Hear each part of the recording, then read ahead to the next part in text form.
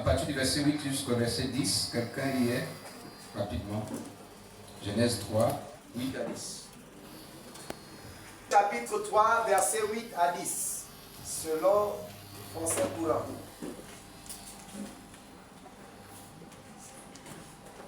Le soir, quand souffle la brise, l'homme et la femme entendirent le Seigneur se promener dans le jardin. Ils se cachèrent de lui parmi les arbres. Le Seigneur Dieu appela l'homme et lui demanda, « Où es-tu » L'homme répondit, « Je t'ai entendu dans le jardin, j'ai eu peur, car je suis nu et je me suis caché. » Amen. Amen.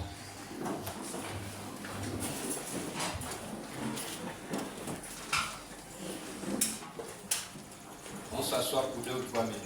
On va faire tout le culte debout.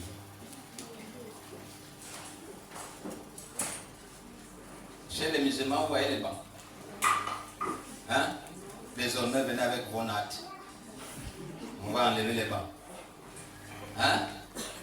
Vous vous asseyez confortablement, après la parole n'est plus entendue. La parole n'est plus retenue. On va se mettre debout. Alléluia.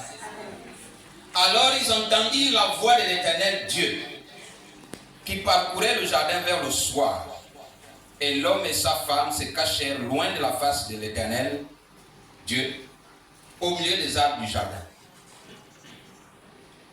Mais l'Éternel Dieu appela l'homme et lui dit, « Où es-tu » Il répondit, « J'ai entendu ta voix dans le jardin. J'ai eu peur parce que je suis nu et je me suis caché. » Alléluia. Amen. J'ai entendu ta voix dans le jardin et j'ai eu peur parce que je suis nu et je me suis caché. Le thème de ce matin, sois visible devant Dieu. Sois visible devant Dieu.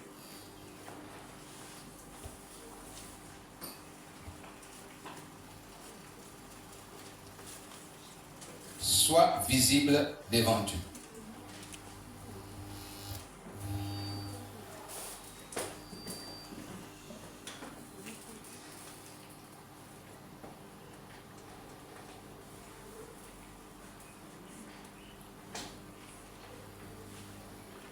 Alors ils entendirent la voix de l'Éternel Dieu qui parcourait le jardin vers le soir, et l'homme et sa femme se cachèrent loin de la face de l'Éternel Dieu au milieu des arbres du jardin.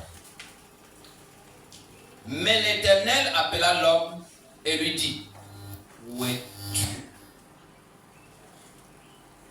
Alléluia. Où es-tu? Les Écritures saintes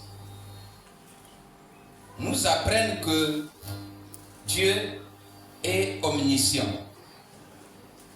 Il est omnipotent. Il est omniprésent. Qui a déjà entendu parler de ça? Il y a une seule personne dans la salle a déjà entendu parler de ça. 2 personnes. 1 doigt au ciel, 3 doigts au ciel. Qui a déjà entendu que Dieu est omniscient, omnipotent, omniprésent? Quelqu'un a déjà entendu parler de ça? Ça veut dire quoi? Ça veut dire que Dieu connaît tout. Dieu est partout. N'est-ce pas? Rien ne lui est caché. Son omniprésence fait en sorte que toute la créature est dans sa main, y compris l'homme. Quel que soit là où tu veux te retrouver, Dieu te voit. Alléluia. Le fait d'être omniprésent, c'est-à-dire présent partout à la fois, ça veut dire qu'il ne peut pas te chercher. Ça veut dire qu'il ne peut pas te chercher. Mais pourtant, il y a une question ici. Adam, où es-tu?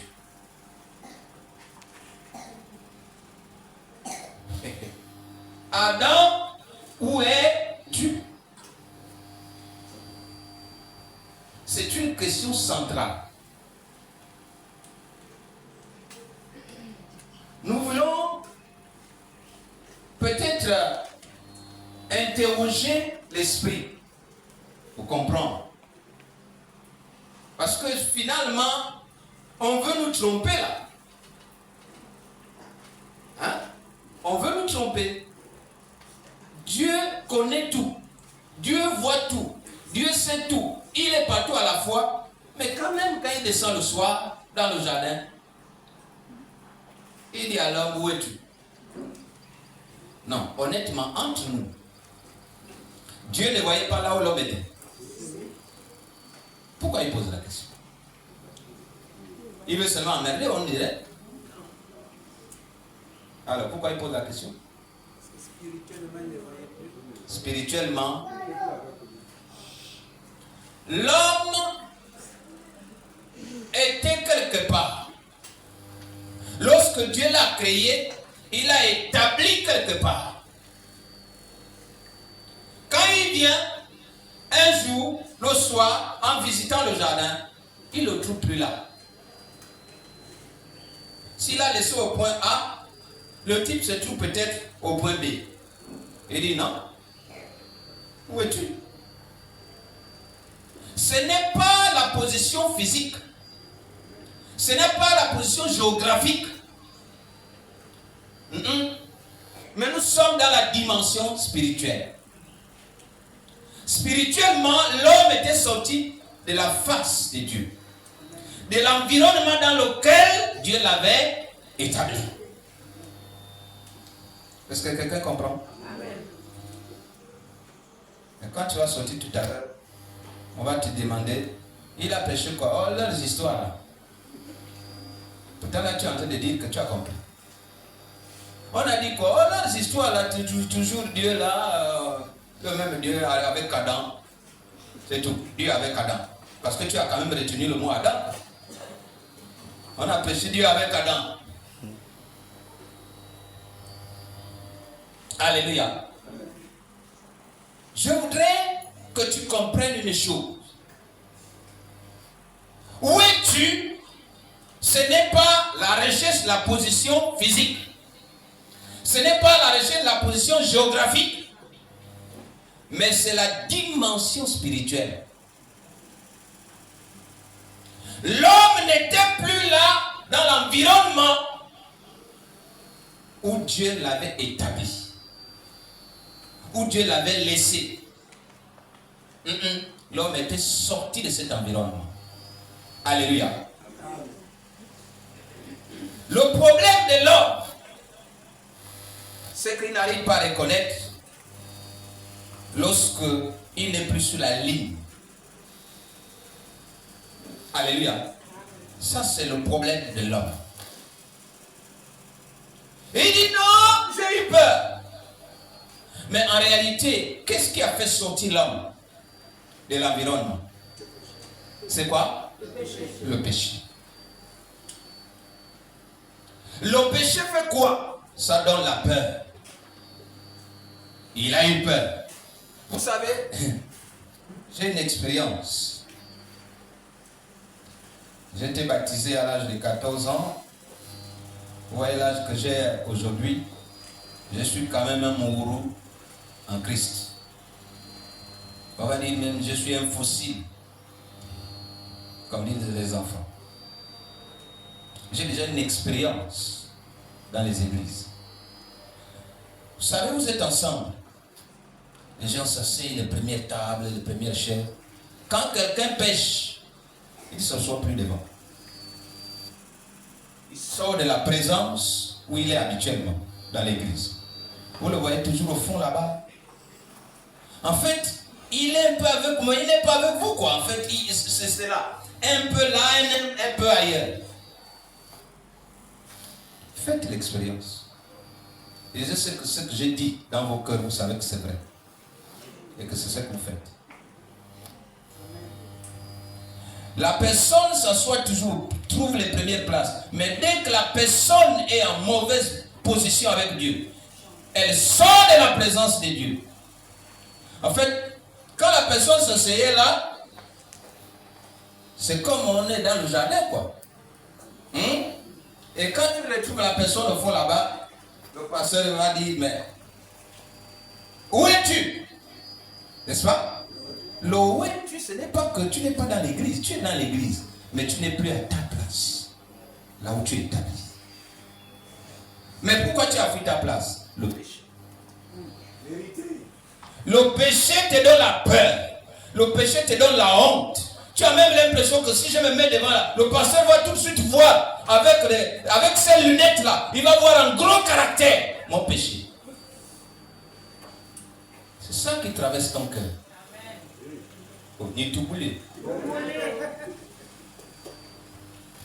Tu te dis que là, si je me mets devant là, le pasteur va voir un gros caractère, un lettre d'or, mon péché.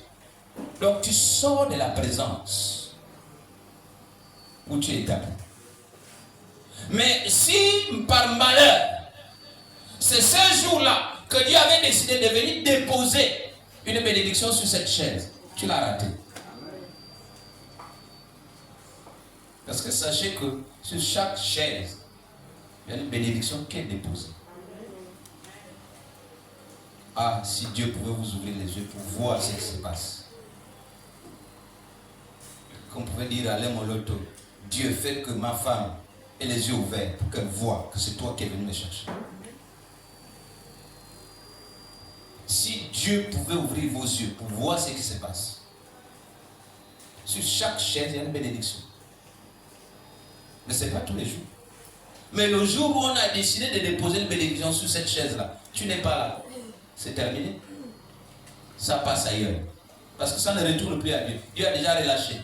C'est la même chose que quand les financiers ont déjà signé un bon de trésor, quand c'est fini, c'est signé, c'est signé. L'argent là ne repart plus au trésor. Ce sont les gens qui se partagent et disent, bon, la dépense est déjà à mentionner. Elle est déjà consommée.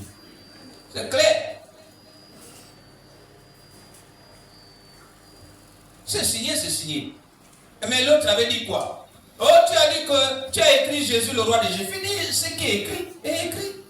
J'ai déjà écrit Jésus le roi des Juifs. Vous voulez que je revienne encore? Ce qui est écrit est écrit. Lorsque la bénédiction est passée, elle est passée. Alléluia.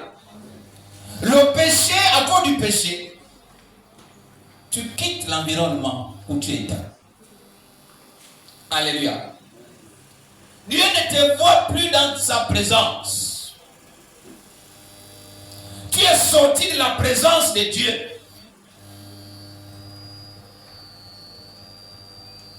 Dieu ne te voit plus. Bon, commence à dire, Dieu ne me voit plus. Répète avec moi, Dieu ne me voit plus. Bon, au moins toi qu'on voit. Alléluia.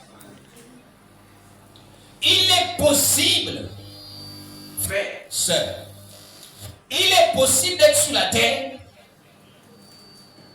mais de sortir de la présence de Dieu. C'est-à-dire que tu es sur la terre, mais Dieu te cherche.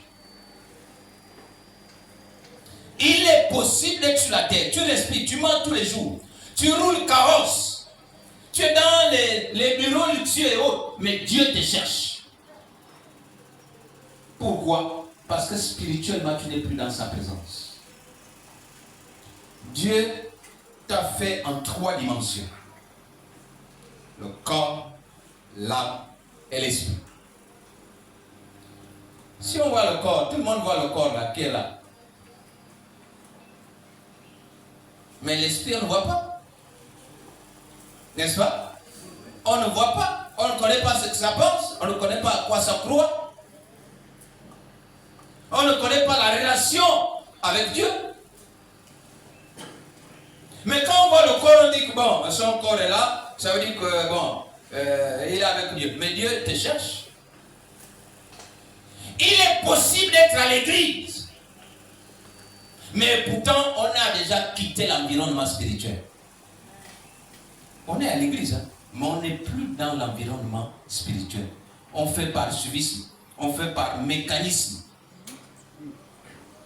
C'est-à-dire que c'est la mécanique. la répétition tous les jours. Bon, puisqu'il faut aller dimanche, je m'en vais. Pour qu'on ne dise pas que j'étais absent. Mais tu n'es plus dans la présence de Dieu. Où es-tu? Sois visible devant Dieu. Dieu veut que tu sois visible. Il ne veut pas descendre un jour venir te chercher. Il ne veut pas venir un jour avec des cadeaux. Peut-être il a amené des belles fleurs. Il va te laisser ça et puis elle est en train de chercher. Mais il est où? Mais elle est où? Tu n'es pas là malheureusement. Alléluia. Alléluia. Amen. Bon, ça commence à dormir.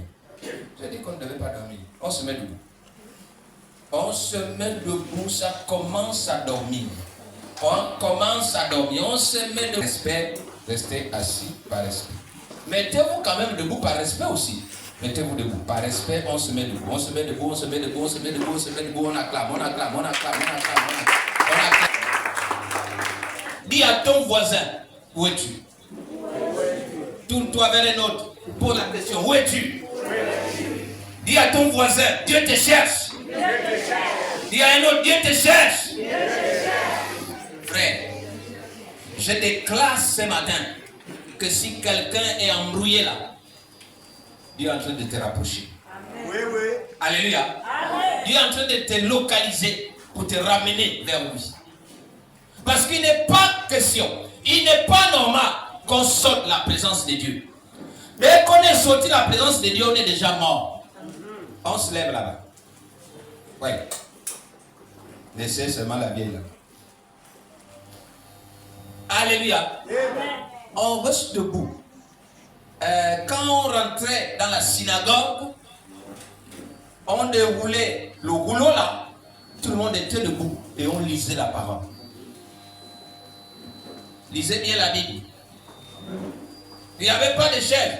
Et surtout, non, il faut qu'on achète maintenant des chaises qui ont le pointe. Comme ça, on n'a pas envie de s'asseoir parce que ça pique.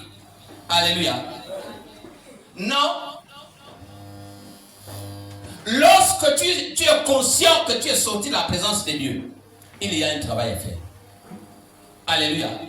Il y a quoi? Un travail à faire. J'ai prêché juste 5 minutes. 5 minutes, j'aurai fini.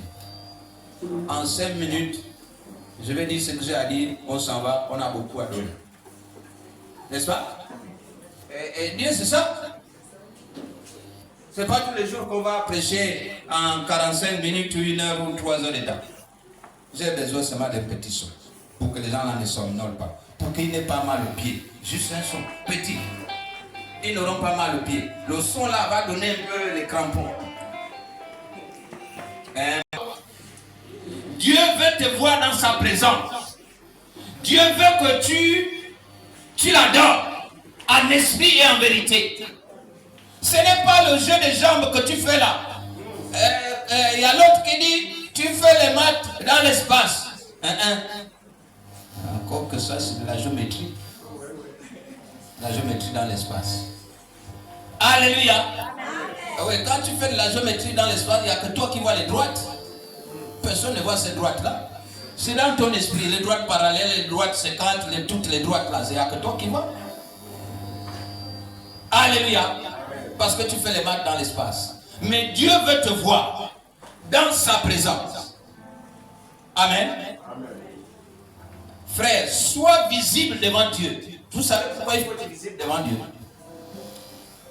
Il faut être visible devant Dieu pour que lui aussi te voie. Oui, oui. Mais comment être visible devant Dieu? Il faut poser des actes. Le seul acte que vous posez, c'est votre corps que vous amenez ici. Vous croyez que vous êtes visible devant Dieu. Dieu ne te voit pas. Aux arbres.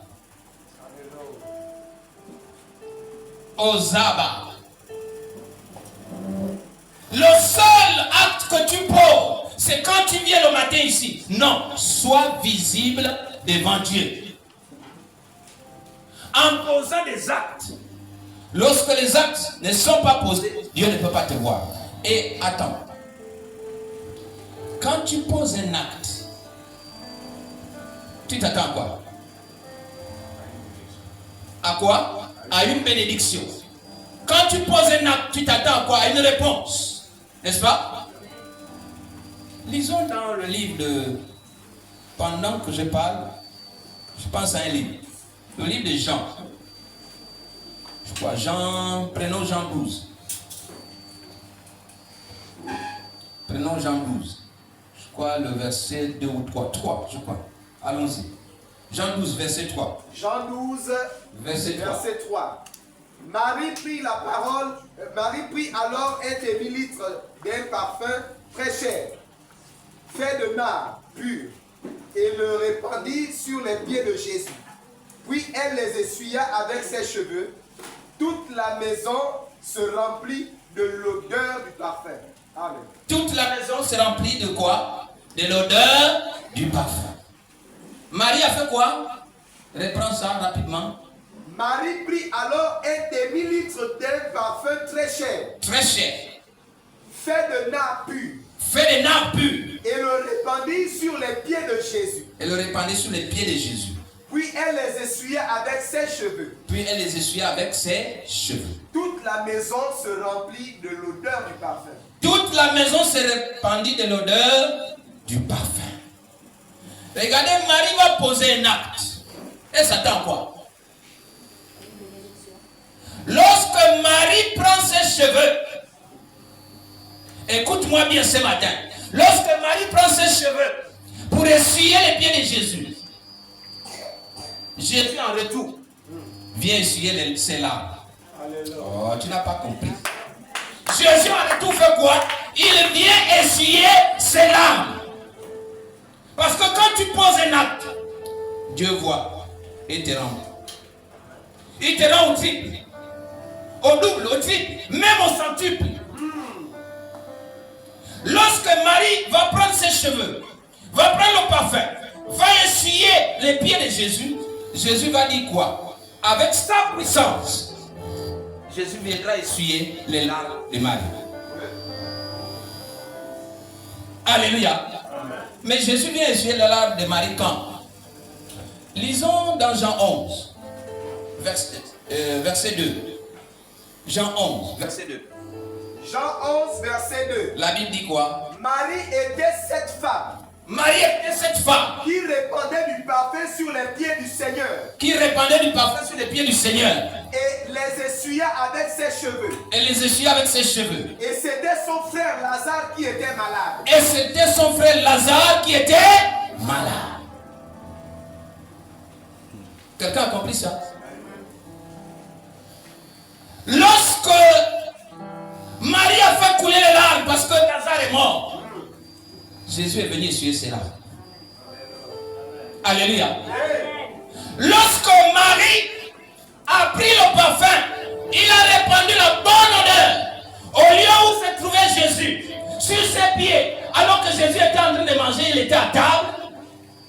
Laisse-moi te dire, Jésus est venu un bon matin essuyer l'odeur, répandre une bonne odeur sur Lazare qui pourrissait les gens. Oh, tu n'as pas compris? Lazare était en train de pourrir. Lazare était en train de pourrir. Dieu a dit, Dieu s'est souvenu. Il a dit, mais celle-là, c'est elle qui était venue répandre la bonne odeur chez moi, là où j'étais. Moi aussi, je vais mettre une bonne odeur. Parce que son frère est en train de pourrir. Son frère est en train de pourrir. Et il a mis la bonne odeur.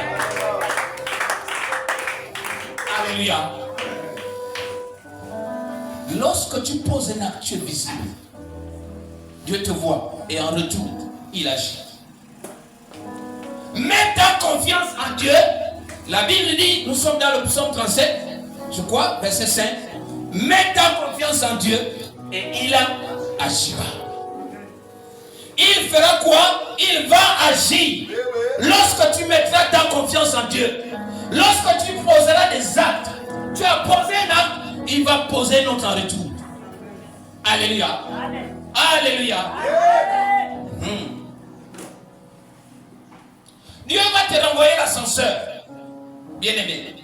Dieu en retour va te renvoyer l'ascenseur. Je suis venu te dire que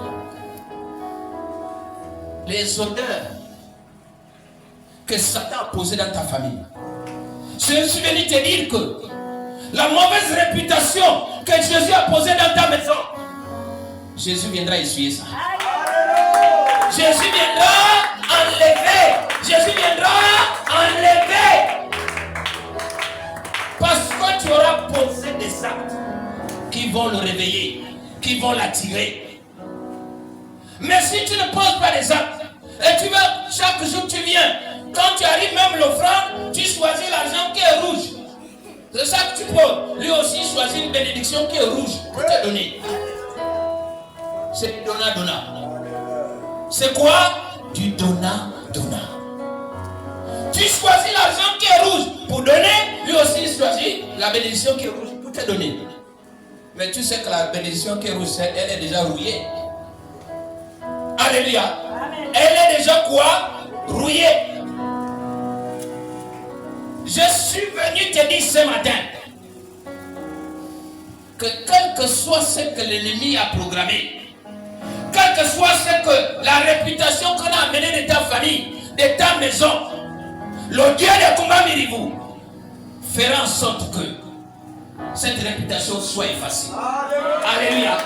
Le Dieu que moi j'ai pris, le Dieu auquel je crois, le Dieu auquel je crois, fera en sorte que cette réputation soit enlevée. Parce que c'est la mauvaise odeur. Alléluia. Et quand on parle de parfum dans la Bible, bien aimé, quand on parle de parfum dans la Bible, on fait référence à la réputation. Mieux vaut une bonne réputation qu'un bon parfum. Mieux vaut une bonne réputation qu'un bon parfum. Certainement, ta famille a une mauvaise réputation dans le domaine des mariages. C'est des gens qui ne tiennent jamais au mariage. Certainement, ta famille a une mauvaise réputation dans le domaine, je ne sais pas de quoi, des études. C'est des gens qui ne font jamais l'école. Certainement, ta famille a une mauvaise réputation dans le domaine du vol. C'est toujours des voleurs. Mais laisse-moi te dire ce matin, à cause des actes que tu as posés, à cause de ce que toi tu es venu à l'église, toi tu as accepté Christ, la réputation de ta famille va changer. Ta réputation va changer. Ta maison va changer. Parce que tu ne seras plus jamais le même. Ta réputation va changer. L'essentiel est que tu donnes ta vie à Christ, en esprit et en vérité. Que tu sois visible. Parce que si tu n'es pas visible, si tu es toujours caché derrière, si tu es toujours dans les calculs, dans les mathématiques, dans l'espace, tu n'auras rien. Tu n'auras pas quoi? Rien du tout. Parce que Dieu ne peut pas travailler avec toi. Dieu ne travaille pas avec ceux qui n'ont pas quelque chose à offrir. Voici la famine. Voici la famine va tuer quelqu'un. Va tuer tout un peu. Mais Élie arrive. Élie va trouver une femme qui est en train de ramasser les bâtiments sous.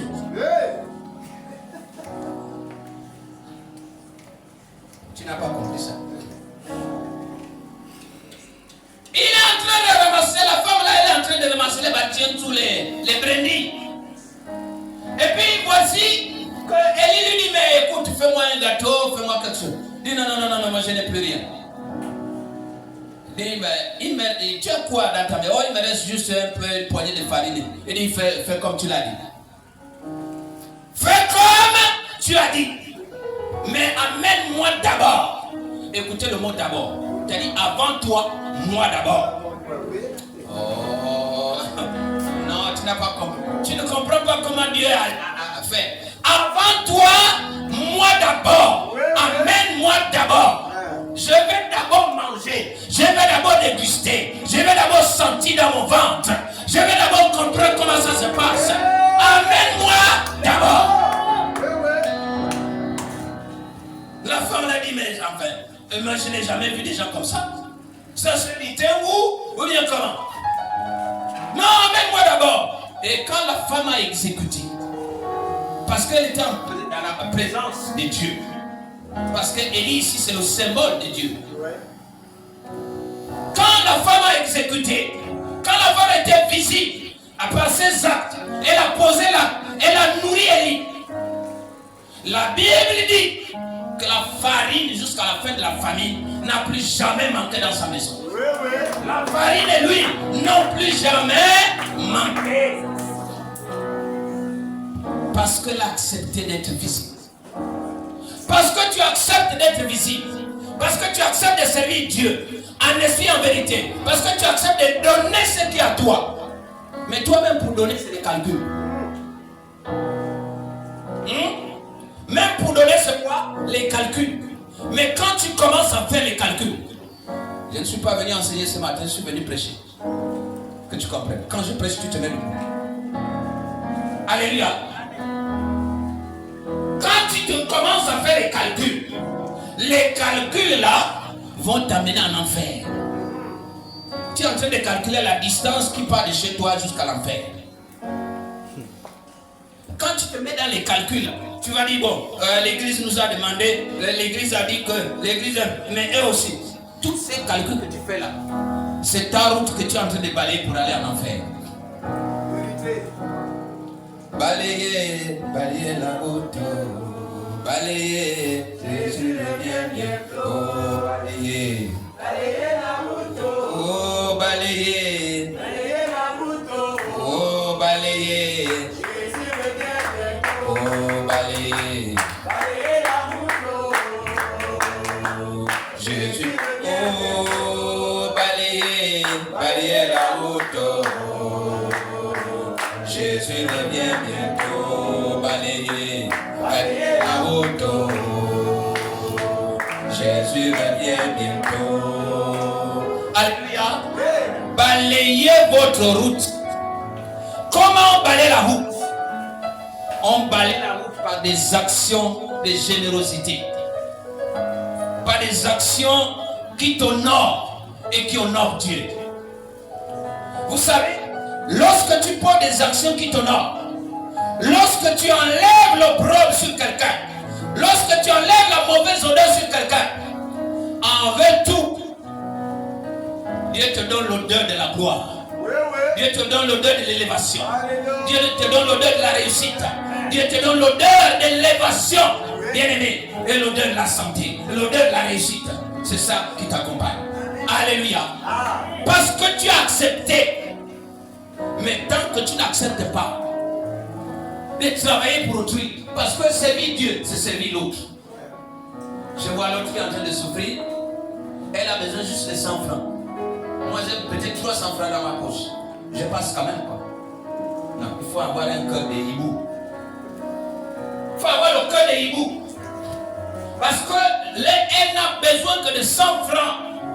Toi, tu as 300 dans ta poche. Quel que soit le calcul que tu avais déjà fait, prends 100 francs dans lui. C'est ça, servir Dieu. Tu ne verras pas Dieu assis là. Toi qui passes là, viens me donner 50 000. Non, tu ne verras pas Dieu assis.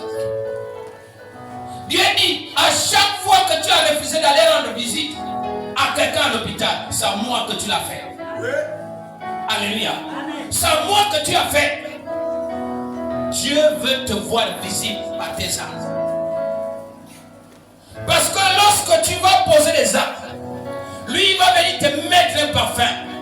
Lorsque ta réputation sera mise en jeu, lui va te mettre la réputation de la gloire. Il va te mettre la réputation de l'honneur. Il va te mettre la réputation de la joie. Il va enlever la tristesse. Il va enlever la honte. Il va enlever la peur. Il va enlever le désordre. Il va enlever les critiques, les calomnies qui sont sur ta tête. Et ça va disparaître. Alléluia. Alléluia. Dieu reste Dieu. Dieu n'a pas joué aux billes avec toi. Dieu n'a pas joué aux billes avec toi. Vous n'avez pas joué les billes ensemble. Alléluia. Vous n'avez pas joué les billes ensemble. Parce que si Dieu avait joué les billes avec toi, tu ne serais pas là, mon ami. Alléluia. Oui. Les hommes ont refusé certainement de comprendre ce que Dieu a voulu. Mais le fait fait de refuser, mon ami, le fait de refuser nous a conduits où? Dans le péché. Mais je suis venu te dire ce matin que tu as pendant longtemps cherché. Tu as marché seul sans un ami fidèle. Mais le seul ami fidèle, c'est Jésus. Oui, oui. Mon ami fidèle, oh, oh, il s'appelle Jéhovah. Mon ami fidèle, oh, oh, il s'appelle Jésus. Alléluia. Le seul ami fidèle que tu peux avoir, c'est Jésus. Lorsque les hommes refusent de t'aider, laisse tomber. Rappelle-toi. Lorsque Lazare est mort, Jésus est arrivé. Ce sont les hommes qui ont enlevé la pierre qui couvrait le tombeau de Lazare. Vrai ou faux? Attends, est-ce que je parle à quelqu'un? Les hommes ont enlevé la pierre qui couvrait le tombeau de Lazare.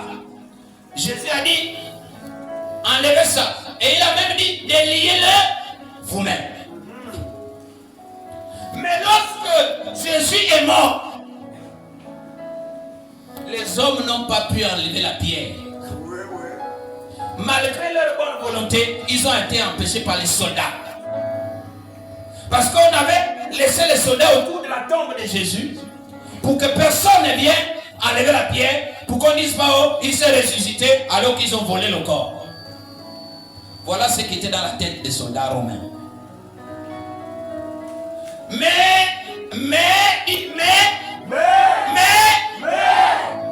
il y a toujours une solution. Dieu a contourné les soldats. Il a envoyé qui? Un ange. L'ange est venu rouler la pierre. L'ange a roulé la pierre. Jésus est sorti du tombeau. Comme c'était écrit, il est parti dans les enfers. Il est parti récupérer les clés du séjour de mort et les clés de la mort. Alléluia. Il est ressuscité le 3e jour et il a été vu par les gens. J'ai envie de dire à quelqu'un, ce que les hommes ont refusé de te donner là, ce que les hommes ont refusé de faire pour toi, Dieu va envoyer un ange. C'est un ange qui fera pour toi. C'est un ange qui fera pour toi ce que les hommes ont refusé. Ne regarde pas aux hommes que peut te donner un homme, que peut te donner une femme. Ne regarde ni aux hommes ni aux femmes. Il ne te reste que Dieu devant toi. Dieu va choisir un ange. Oh, regarde, il va donner une bénédiction à Daniel. Daniel ne reçoit pas la bénédiction. La bénédiction n'arrive pas. Daniel continue à prier, continue à faire du bruit. Ah, lui là il m'embête. C'est qui? Oh, c'est Daniel. Daniel veut quoi? La bénédiction. Bon. Michael descend et vache. Alléluia. Mais chez toi on va envoyer. J'ai déjà vu quelqu'un à qui l'ange Gabriel viendra visiter.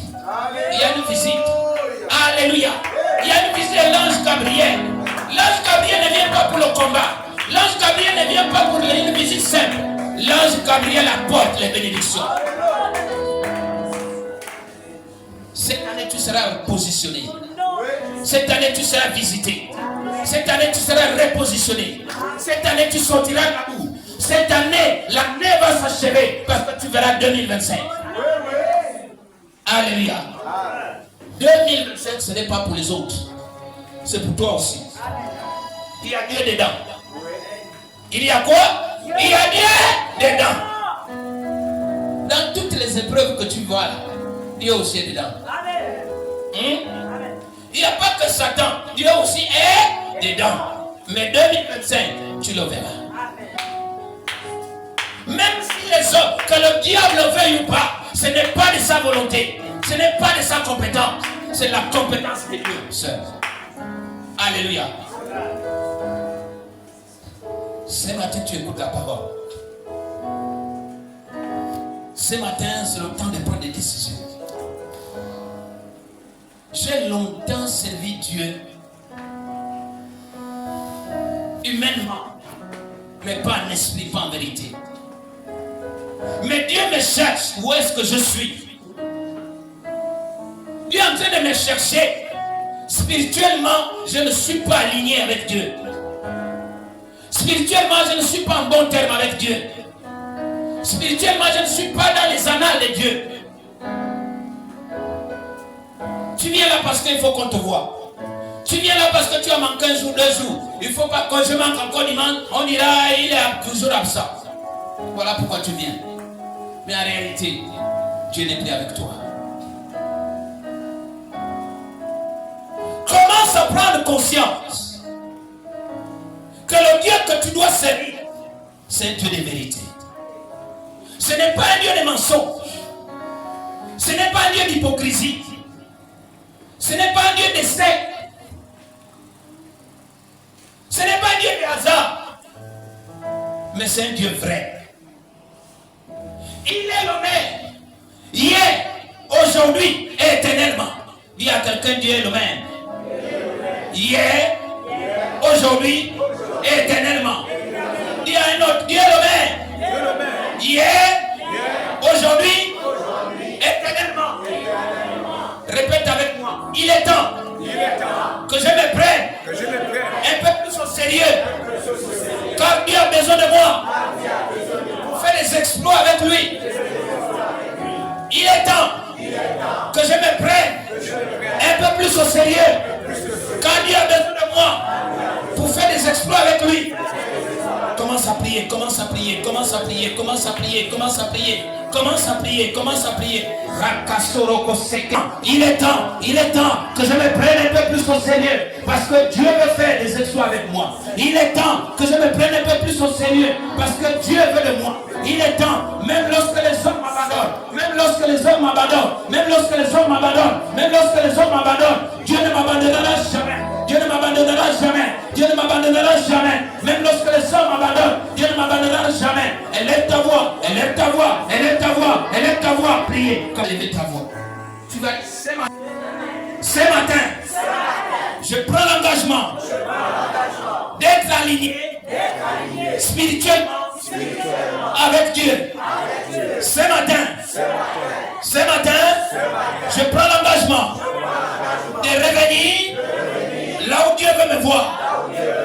De revenir là où Dieu me voit. Alléluia. Tu vas élever ta voix ce matin pour dire, Seigneur, tout ce que le diable me faisait comme diversion, je le livre au combat ce matin. Parce que je ne veux plus être diverti. Commence à livrer le combat ce matin au diable pour refuser la diversion. Commence à livrer le combat au diable pour refuser la diversion. Pour refuser la diversion. Pour refuser la diversion. Pour refuser la diversion. Refuse la diversion. Refuse la diversion. Refuse la diversion. Refuse la diversion.